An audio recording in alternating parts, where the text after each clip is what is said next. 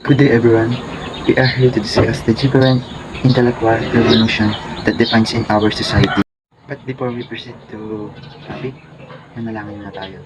Na pangungunahan ni Jan Emmanuel Manali. Panginoon po na aming Diyos, salamat Ama ng marami sa biyaya mo pong buhay at lakas sa amin. Hanggang ngayon nasasagawa pa namin ang iyong mga nais. Patuloy po naming pinaglilingkuran ang iyong pong banal na pangalan. Nawa ang bawat isa sa amin ay biyayaan mo po ng katalinuhan upang maipahayag namin ang aming gagawing paglalahad. Basbasan mo po ang bawat isa sa amin, lalo na ang mga guro, tuloy mo pong pahiramin ang katalinuhan upang maturuan pa kami, upang madagdagan ang aming mga kaalaman. Nawa Ama, patawarin mo po ang aming mga nagagawang pagkukulang at pagkakasala. Alangat ang lahat mong ito ay aming hinihiling sa pangalan ng Panginoong Jesucristo na aming dakilang tagapagligtas. Okay, once again, good day everyone. Our first discussion is all about Darwinian Revolution. Good day to everyone. I'm here to discuss the Darwinian Revolution. So first, let me introduce Charles Darwin. Charles Robert Darwin was an English naturalist, geologist, and biologist, best known for his contribution to the science of evolution. Darwin's theory changed the direction of subsequent scientific thought. His theories were based on and in conjunction with ideas challenging all thoughts about the our world. In this theory, mayroon tinatawag na natural selection. The natural selection is the core of Darwinian theory of evolution. Charles Darwin's theory of evolution states that evolution happened by natural selection. In the theory of evolution by Charles Darwin, he says that evolution can only happen under the process of natural selection. In this theory said that the individual in a species show variation in physical characteristic. This variation is because of different in their genes. So, let me define the variation. Variation is the differences in the characteristic of the individual within a species. The variation characteristic such as eye color, height, body mass, and etc. The second is genes.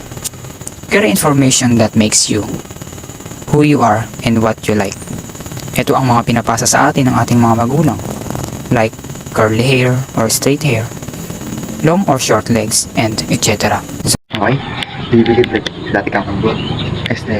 Ang tao ay nagmula sa umbok. Next is Copernican Revolution. February 19, 1473, Nicolaus Copernicus is born in Toron, a city in north-central Poland on the Vistula River.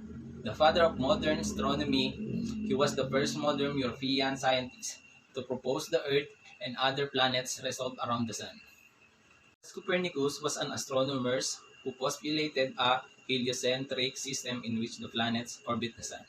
Earth is a planet that orbits the Sun annually but also rotates one daily on its own axis, and the precession of the equinoxes is caused by very slow changes in direction of this axis.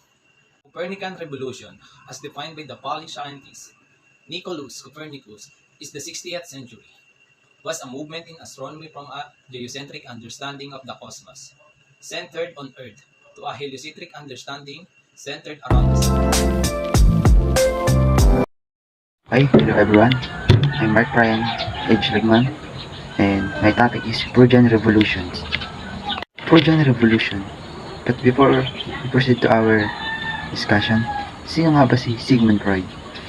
Si Sigmund Freud ay isang Austrian neurologist na kung saan pinag-aaralan ang isip ng tao.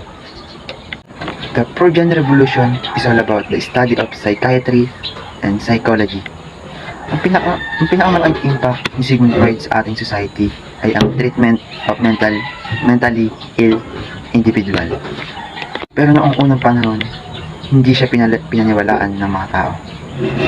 Pero hindi nagtagal, na-discover niya ang psychoanalysis. At dito na pumapasok yung psychiatry at ang psychology. Psychoanalysis, psychoanalytic theory. Lahat ng ugali o behavior na ipinapakita natin ay dahil sa interaksyon ng tatlong mahalagang bagay ng ating mga isipan. Ito ay tinatawag nating id, ego, and superego. Pag sinabi nating id, ito yung satisfaction or instinct. Ang ego naman is the reality o ikaw ang nagbabalanse sa id at superego. Superego, ito yung moral principle o ang iyong konsensya. Sabi ni id, gusto ko ng chocolate. Ang sabi naman ni superego, nagda-diet ka. Pero ikaw na si ego, okay, kakain ako ng small bar ng chocolate. O diba? Kailangan magaling kang magbalanse. O you need to balance. Nagawa mo ang gusto ni id at hindi mo pinaliwala ang kay superego na mag-diet. Kumain ka ng chocolate pero konti lang. Ego. Kung sino ang may strong na ego, sila yung may strong personality. Pero kung sino naman ang mababa ang ego o mababang magbalanse, sila yung nakakaramdam ng anxiety, neurosis, at ang pagiging overthinking. Oh, alam niyo na. Yung conflict ng tatlong ito ang dahilan kung bakit nade-develop ang ating behavior o ang ating personality. Next is information computer revolution. The main characteristic of first generation of computers, 1940s to 1950s. Main electronic component. Vacuum tube. Main memory, magnetic drums and magnetic tapes. Programming language, machine language. Power, consume a lot of electricity and generate a lot of heat. Speed and size, very slow and very large in size, often taking up entire room. Input output device, punch cards and paper tapes. Example, ENIAC o ENIAC, Univac 1, IBM 650, IBM 701, etc. Quantity, there were about 100 different vacuum tube computers produced between 1942 and 1963. Second generation of computers. The main characteristic of second generation of computers, 1950s to 1960s. Main electronic component, transistor, memory, magnetic core and magnetic tape and disk, programming language, assembly language, power and size. Low power consumption generated less heat and smaller in size in comparison with the first generation computer. Speed. Improvement of speed and reliability in comparison with the first generation computer. Input-output devices. Punch card and magnetic tape. Example, IBM 1401, IBM 7090, and 7094. Univac 1107, and etc.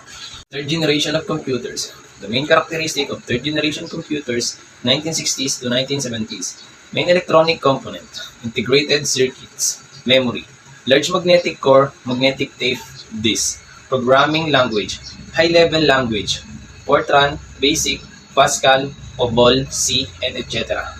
Size, smaller, cheaper, and more efficient than second generation of computers. This fourth generation of computer used the VLSI technology or the Very Large Scale Integrated Circuit Technology.